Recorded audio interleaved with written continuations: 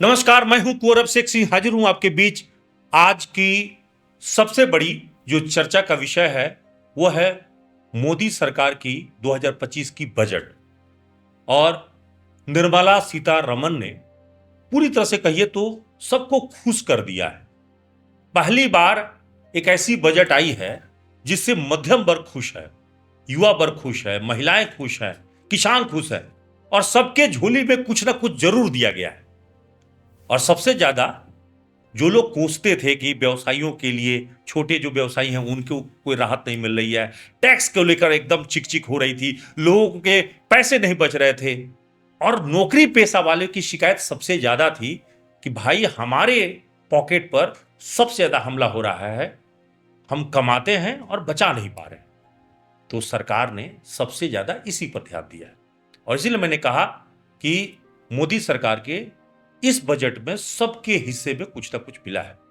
इस पूरे मामले पर बातचीत करने के लिए धनबाद चूंकि व्यावसायिक नगरी है, कोयला की नगरी है और बैंक मोड़ धनबाद का सबसे प्रतिष्ठित इलाके होने के साथ व्यावसायिक इलाका है, मतलब धनबाद का बैंक मोड़ से ही व्यवसाय का सबसे बड़ा ऑपरेट होते हैं। बैंक मोड़ नाम से ही पता चल रहा होगा कि सबसे ज्यादा बैंकिंग कारोबार वहीं से होते हैं और सबसे ज्यादा जो व्यावसायिक संगठन जो है, हमारा प्रभावशाली व्यवसायिक संगठन बैंक मोड़ चैम्बर ऑफ कॉमर्स, इसका प्रतिनिधित्व करता है। धनबाद जिला चैम्बर का ही एक इकाई है। इसके दो प्रमुख बैंक मोड़ चैम्बर ऑफ कॉमर्स के जो अध्यक्ष हैं प्रमोद गोयल और महासचिव लोकेश अग्रवाल जी इस वक्त में न्यूज एनपी के स्टूडियो में हैं। दोनों को सर बहुत बहुत न्यूज एनपी के स्टूडियो में स्वागत है। आपका भी लोकेश भाई। आज सही में खुश तो बहुत होंगे आप। निश्चित रूप से। क्या क्या मिला? हर बार बजट में हम जो आशा करते हैं बहुत बार मिलता है, लेकिन शिकायत रह जाती है कि कुछ कम मिला। सुविधाएं सरकार घोषणा करती है, हम कहते हैं कुछ कम मिला। मुझे लगता है कि मेरे जन्म के बाद, युवा होने के बाद जो बजट आया है, ये ऐसा बजट आया है कि पूरे हिंदुस्तान में एक मांग जो है लोग कर रहे थे कि 10 लाख की आयकर सीमा हो। मोदी सरकार ने वो आयकर सीमा 12 लाख कर दी। ये ऐतिहासिक बजट अपने आप में है कि जितनी जनता को उम्मीद थी उससे भी 20% ऊपर ऐसा बजट कभी हमने देखा नहीं। और सबसे बड़ी बात मुझे ये कहना है इसमें कि आम बजट जब भी आता था तो हम बोलते थे कि वोटिंग का बजट है, वोट लेने वाला बजट है। ये बजट देख के लगा कि पहली बार किसी सरकार ने मध्यम वर्ग को जो है उस पर पूरा ध्यान रखा है। मध्यम वर्ग किसी भी बजट से जो है हमेशा कुछ नाखुश रहता है। इस बार मुझे लगता है कि ऐसा बजट पेश किया है जिसमें कि हम अपनी उम्मीदों से ज़्यादा ऊपर पा लिए हैं। तो 12 लाख रुपए पर टैक्स फ्री, ये एक सबसे बड़ी राहत है। बहुत बड़ी राहत है ये राहत। और मेरा तो ये मानना है, जब सरकार ने इतना बड़ा दिल खोला है और 12 लाख रुपए की छूट, मुझे लगता है कि अपने आप में एक बहुत बड़ी छूट है। लाख रुपया महीना बहुत छूट है। अब मेरा आग्रह भारत की जनता से होगा, जो 2% 2.5% टैक्स पेयर का जो दाग लगा हुआ है, उसमें जो है भारत की जनता जो है अब इनकम टैक्स देने के मामले में, इनकम टैक्स रिटर्न फाइल करने के मामले में आगे बढ़े, ताकि सरकार जो है कुछ अच्छे कार्य की घोषणा करती है उसका उसे प्रतिफल मिल पाए, क्योंकि आपके कर से ही देश चलेगा। तो सरकार की उदार नीति के बाद में अब दायित्व तो हमारी जनता पे है कि वो अपनी उदार नीति को जो है दिखलाए और सरकार की कर भुगतान में जो है भागीदारी को जो है सुनिश्चित करे। जी, लेकिन ये बजट में आपने कहा कि 12 लाख में टैक्स में, लेकिन जो स्लैब बनाए गए हैं, इस स्लैब से सिर्फ जो काम करने वाले सरकारी कर्मी हैं उन्हीं को फायदा होगा या व्यवसायियों को भी? नहीं, ये एक कॉमन है, इसमें कहीं भी कोई पार्शलिटी नहीं है।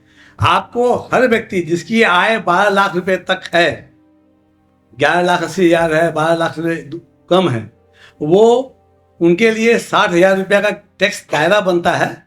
4 लाख से ऊपर वाला 4 लाख से 8 लाख तक 20,000 रुपया, 8 लाख से 12 लाख रुपया तक 40,000 रुपया, 60,000 रुपये राशि आती है। अगर 12 लाख से कम की आय आपकी होती है तो 60,000 रुपया जो आपको डिडक्शन मिल जाता है, अर्थात आपकी कर राशि शून्य हो जाएगी।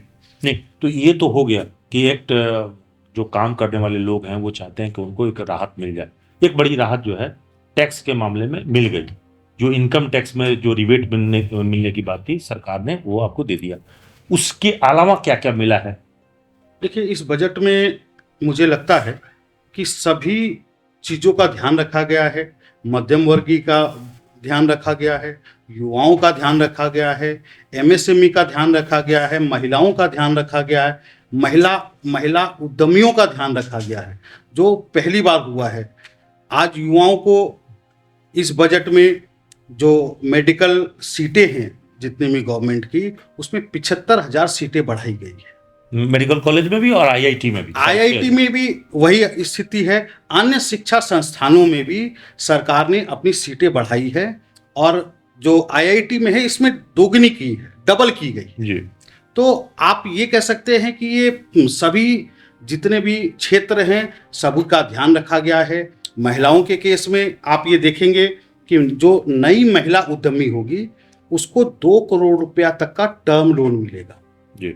इस बजट में ये प्रावधान किया। किसानों के बीच जो ऋण वाला केसीसी, उसमें भी 3 से 5 लाख कर 3 लाख से 5 लाख कर दिया गया। एमएसएमई में भी जो 5 लाख रुपए की गवर्नमेंट की 5 करोड़ की जो गवर्नमेंट की गारंटी थी उसको 10 करोड़ कर दिया गया। ये बड़ी बात, ये बहुत बड़ी चीज है। इससे क्या है कि व्यापारी खूब आराम से बैंकों के पास जा कर के बिना कोलेट्रल का भी लोन ले सकता है और व्यापार कर सकता है, अगर उसकी सोच अच्छी होगी तो।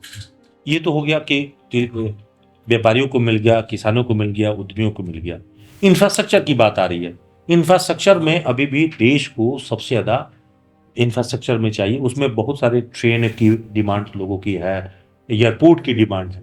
इसको लेकर भी सरकार ने घोषणा किया है। देखिए, एयरपोर्ट को लेकर के हम लोग भी आशावान है कि गवर्नमेंट भारत सरकार जो है पर्यटन को बढ़ावा देने के लिए कई योजना ला रही है, जिसमें एयरपोर्ट की कनेक्टिविटी बढ़ाने की कोशिश की। 140 नए पर्यटन 140 हम लोग ये उम्मीद करते हैं कि केंद्र सरकार, चूंकि भारत विकासमुख है, आगे विकसित भारत की ओर, तो धनबाद इस क्षेत्र में पिछड़ नहीं जाए।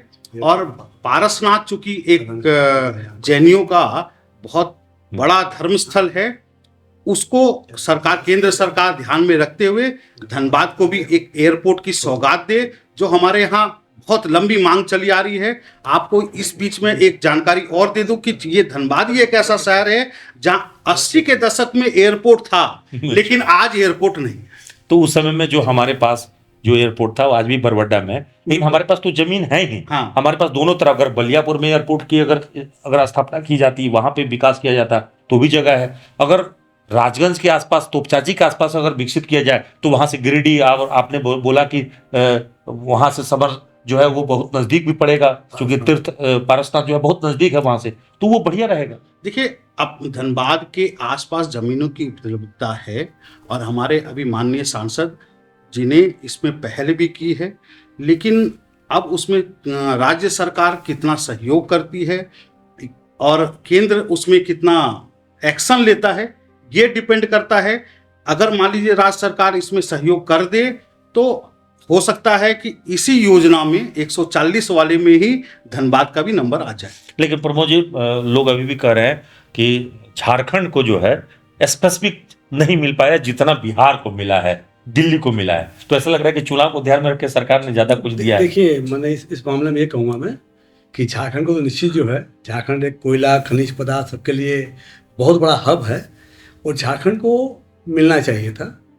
रही बात बिहार की, तो आप देखे होंगे बिहार कई वर्षों से बार बार स्पेशल पैकेज की मांग करता है, विशेष राज्य की मांग करता है, और कहीं न कहीं केंद्र को लगा कि हम हर वक्त जो है इसको दरकिनार करते हैं। तो इस बार जो है बिहार को इन लोगों ने सुविधाएं प्रदान की है। निश्चित रूप से बिहार का हिस्सा झारखंड है। हम उम्मीद करते हैं कि मध्यकाल में या अगले बजट में झारखंड पे भी नई इनायत होगी। इस संदर्भ में मेरा एक मानना होगा कि एक जो बातें आती है ना डबल इंजन की सरकार, मुझे लगता है कि डबल इंजन की सरकार हो या नहीं हो, आम जनता तो बेचारी सबकी है, राज्य की भी और केंद्र की। केंद्र में जो भी सरकार रहे, राज्य में जो भी सरकार रहे, जनता के हित में दोनों के बीच तालमेल होना चाहिए। ये मुझे लगता है कहीं ना कहीं जो है उस तालमेल का नहीं होना जो है आम जनता को बहुत ज़्यादा दुखी करता है। आज मैं ये दावे से कह सकता हूँ कि धनबाद के लिए, मैंने पहले भी कहा है ये बात, कि धनबाद को देश की कोयला राजधानी बोला जाता है। धनबाद को खनिज पदार्थ के मामले में, पर्यावरण के मामले में बहुत बड़ा धन संपदा यहाँ पे है। हम ये तगमा कब तक लेंगे कि धनबाद जो है राजस्व में नंबर 1 है, कोयले में नंबर 1 है? ये तगमा लेने से क्या होगा? मेरा एक मानना है, केंद्र सरकार और राज्य सरकार हो, कि धनबाद को दुधारू गाय तो आप समझ लिए हैं, मुझे आपत्ति भी नहीं, हमारा दूध दुहिए आप, लेकिन कम से कम हमारा चारा का इंतजाम तो कीजिए, हमारे लिए खली दरा तो दीजिए हमको। आप न खली दे रहे हैं, न दरा दे रहे हैं, न चारा दे रहे हैं, सिर्फ मेरा दोहन ही कर रहे हैं। धनबाद के प्रति आपकी सोच को जो है थोड़ा खोलिए। जब ये देश की कोयला राजधानी है तो देश के बजट में धनबाद के नाम पर यहाँ की जनता दम्मा, हैजा, टीबी जैसी बीमारी से ग्रसित होती है। दोहन प्रक्रिया में हमारा बीसीसीएल बोलिए या कोई और संस्थाएं बोलिए, जितना भी यहाँ CSR फंड आता है वो पब्लिक के स्वास्थ्य पे खर्चा नहीं होता है।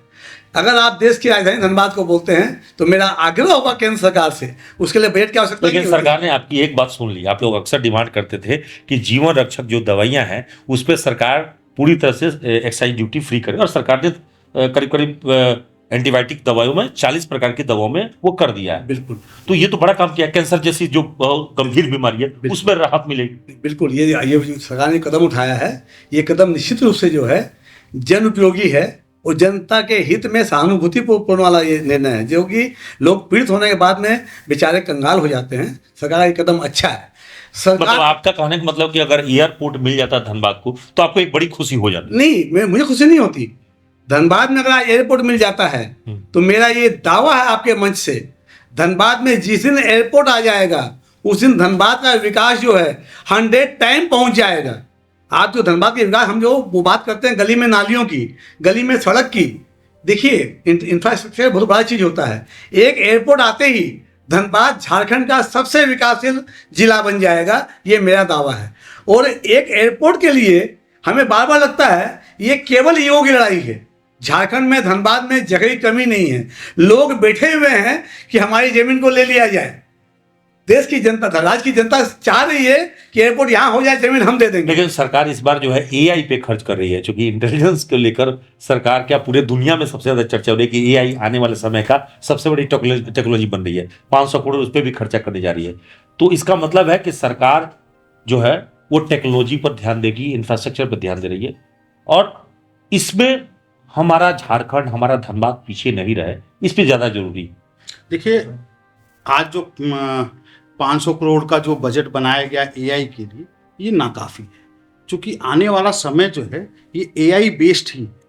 AI बेस्ड अगर हम पीछे रह गए, आज जब शुरुआत में जब इंफ्रास्ट्रक्चर डेवलप करते हैं तो उस समय खर्च ज़्यादा होता है।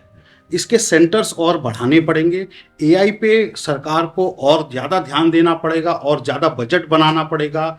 वैज्ञानिकों को, जो कंप्यूटर के जो विशेषज्ञ हैं, उनको आगे आना पड़ेगा, क्योंकि जो देश आज भारत विकासशील विकसित देश होने के कगार पे है, अगर हम AI में पीछे हो गए तो बहुत मुश्किल है। अगर हम AI में अगर आगे हो गए, हमें चीन को पिछाड़ना पड़ेगा, हमें अमेरिका को पिछाड़ना पड़ेगा AI में। आज अभी ये दोनों देश जो है AI में काफ़ी आगे आए हुए हैं, और अभी आपके न्यूज़ चैनलों के माध्यम से पता लग रहा है कि चाइना ने अमेरिका को भी AI में पीछे छोड़ा है ना। आर्टिफिशियल इंटेलिजेंस पे सब देश खर्च कर रहे हैं। हाँ। और लगभग अब इसी से अंदाजा लगाइए कि अरबियन मुल्क भी खर्चा कर रहे हैं। नहीं, तो ये आगे का भविष्य है। अगर AI में मैं फिर रिपीट कर रहा हूं कि अगर हम AI में पीछे रह गए तो हम पीछे रह जाएंगे। जो देश AI में, आर्टिफिशियल इंटेलिजेंस में आगे होगा, वही देश आगे चल करके विश्व का नेता बने। तो मोदी जी लगता है कि धीरे धीरे सपनों का पूरा करने में लगे हुए हैं, और ये जो मोदी जी का 3.0 शुरू हुआ है ये काल, इसकी शुरुआत में ही एक तरह से जो सपना उन्होंने दिखाया था मध्यम वर्ग को, वो पूरा करने की ओर अग्रसर है। नहीं, निश्चित रूप से ये आप समझिए, ये बजट को अगर हम ये समझते हैं ये इस साल का बजट है तो ये हमारी गलतफहमी है। मोदी जी ने आपको 10 साल का बजट जो है इस बजट में दे दिया है। उनका जो विजन है, वो विजन में मैंने पहले ही बताया कि विजन में उन्होंने ये बताया है कि हम भी खुल गए हैं, अब तुम भी खुल जाओ। जनता का दायित्व है। एक बार इस बजट में हमारी एक मांग बहुत पुरानी थी कि देश की जनता के लिए इंश्योरेंस सेक्टर और मेडिक्लेम, ये सरकार का दायित्व होता है। लेकिन हमारे जो मध्यम वर्गीय हैं ये बेचारे खुद ही मेडिक्लेम करवाते हैं, खुद ही इंश्योरेंस करवाते हैं। मेरी इस बजट में उम्मीद थी कि इंश्योरेंस सेक्टर को, लाइफ इंश्योरेंस और मेडिक्लेम, ये दो सेक्टर को जीएसटी फ्री करना चाहिए था। नहीं तो अभी तो वित्तीय कानून भी एक नया लाया जा रहा है, तो जल्दी घोषणा होगी। 7 दिन के अंदर में वित्तीय कानून जो इनकम टैक्स जो है, इनकम टैक्स का लॉ डिफाइन होना है। क्योंकि इनकम टैक्स का जो लॉ है ये 1920-21 के समय में बना, उसके बाद 1961 में ये रिवाइज हुआ। उसके बाद क्या है कि अभी पीछे ये 60 सालों में, 65 सालों में इसमें कोई भी चेंजेस नहीं हुए, जबकि समय बहुत आगे चला गया है और आज नए कानून की, नए संविधान की जरूरत पड़ी इनकम टैक्स को। इसलिए ये जो अभी कानून आएगा, जो विधेयक आएगा, इसमें इनकम टैक्स को फिर से रीडिफाइन किया जाएगा आज के समय के हिसाब से। तो और जो इसमें जहां तक प्रमोद जी जो ये बात कह रहे हैं, मैं भी इसके साथ ताल्लुक रखता हूं कि जो मेडिक्लेम है और जो इंश्योरेंस है ये जीएसटी फ्री होना चाहिए। और मुझे ये पूरी उम्मीद है कि आने वाले जीएसटी काउंसिल की जो मीटिंग है उसमें इस बातों को लाया जाएगा और मेडिक्लेम और इंश्योरेंस को जीएसटी फ्री कर दिया जाएगा। तो अब लबोलुआब तो यही है आखिर में कि सरकार की जो विजन है वो क्लियर है और वो धीरे धीरे सरकार मध्यम वर्ग पर फोकस कर रही है। दूसरी बड़ी बात है कि आपकी बचत हो, ताकि आप बचत करने के बाद खर्च करें, मार्केट में वो पैसे जाएं और धीरे धीरे रोजगार का सृजन भी हो। तो एक तरह से सरकार ने ये अब समझ लिया है कि हम सीधे किसी का पैसा निकालने के बजाय उनको पैसा बचाने दें, ताकि उस पैसे का उपयोग वो दूसरे रूप में हो सके। तो ये एक अच्छी बजट संतुलित मान सकते हैं आप। नहीं, बिल्कुल ये बात जो है, देखिए आज सरकार ने इनकम टैक्स के दायरे को जो है, ये कई दिनों से बात थी कि इनकम टैक्स खत्म हो जाएगा। तो आप ये समझ लीजिए कुल मिलाकर जो इन्होंने स्लैब दिया है अभी, ये इनकम टैक्स खत्म करने जैसा ही हो रहा है। आने वाला समय जो है सरकार का जो ध्यान है वो पूरा जीएसटी पे रहेगा और सरकार चाहती है कि आपका आमदनी बढ़े, आप खर्च करें, और खर्च के ऊपर जब जीएसटी मिलेगी, देखिए देश को जो है कर क्या हो सकता, कर का मतलब होता है हाथ। नहीं, टैक्सेशन में भी सरकार ने कहा कि आप अपग्रेड जो है 4 साल में अपना दे सकते हैं। हाँ, आएगा। नहीं, वो बिल्कुल है। और आज क्या हो गया, सरकार को कर चाहिए और हमें भी कर देना चाहिए। तो इस हालत में सरकार इनकम टैक्स को जो है धीरे धीरे एक्सपेंड कर रही है, आपकी आमदनी बढ़ा रही है, आपकी बचत बढ़ा रही है, ताकि आप खर्च करें, आपकी लाइफ स्टाइल बेहतर हो। तो सरकार को तो खर्चा पता चल रहा है, क्योंकि अब सबसे ज्यादा यूपीआई से पेमेंट हो रहा है, तो लोगों को भी पता चल रहा है कि सरकार को भी पता चल रहा है कि सर लोग कहाँ खर्च कर रहे हैं। जिस दिन ये यूपीआई पेमेंट शुरू हुआ था उस दिन भारत की जनता को ये मालूम हो जाना चाहिए था कि आपका यूपीआई पेमेंट जो आप करते हैं उससे देश की मजबूती बढ़ती है। अभी तक आपको ये नहीं मालूम पड़ता था कि आपकी कैपेसिटी क्या थी जी। अब जो यूपीआई पेमेंट के कारण से जो वर्ल्ड बैंक, विश्व समुदाय को ये मालूम पड़ता है कि भारत की खर्च करने की सीमा क्या है, उससे क्या देश का उत्थान होता है, देश बढ़ता है। और मेरा इस मंच के माध्यम से आग्रह होगा कि सरकार ने 10 साल 20 साल का ये विजन दिया है, इस विजन का स्वागत कीजिए और देश के तमाम लोग जो सरकार के पक्ष में है, सरकार के विपक्ष में है, उनसे भी आग्रह होगा कि आलोचना जरूर होनी चाहिए, विरोध होना चाहिए, लेकिन अगर कोई व्यक्ति अच्छा काम करता है उसकी सराहना भी की जानी चाहिए। बहुत अच्छी बात कहा कि अगर कोई अच्छा काम कर रहा है तो उसकी सराहना भी होनी चाहिए। नुक्ताचीनी तो होगा ही, और विपक्ष का काम है वो आलोचना भी करे, उसका काम करना भी चाहिए। अगर कहीं कोई कमी रह गई तो उस पर होनी चाहिए चर्चा, में कहीं कोई भेजा नहीं है। लेकिन सबसे अच्छी बात यही है कि इस बार मोदी सरकार की जो बजट आई है, इस बजट से कॉमन आदमी, आम आदमी सबसे ज्यादा खुश है, और उसमें भी मध्यम वर्ग जिसकी शिकायत सबसे ज्यादा रहती थी, और उसने इस बार माना है कि 12 लाख रुपए की जो छूट दी गई है, 12 लाख रुपए तक का नो टैक्स, ये उसके लिए बचत का काम करेगा। इसका मतलब साफ है, खूब कमाइए, खूब बचाइए और सरकार को भी टैक्स दीजिए, ताकि सरकार की विकास योजनाएं समय पर पूरी हो। ये देश आपका है, इसलिए कर देना भी हमारा कर्तव्य बनता है। आज के लिए इतना ही। सहयोगी विवेक और नरेंद्र के साथ अभिषेक सिंह, न्यूज़ एनपी, धनबाद।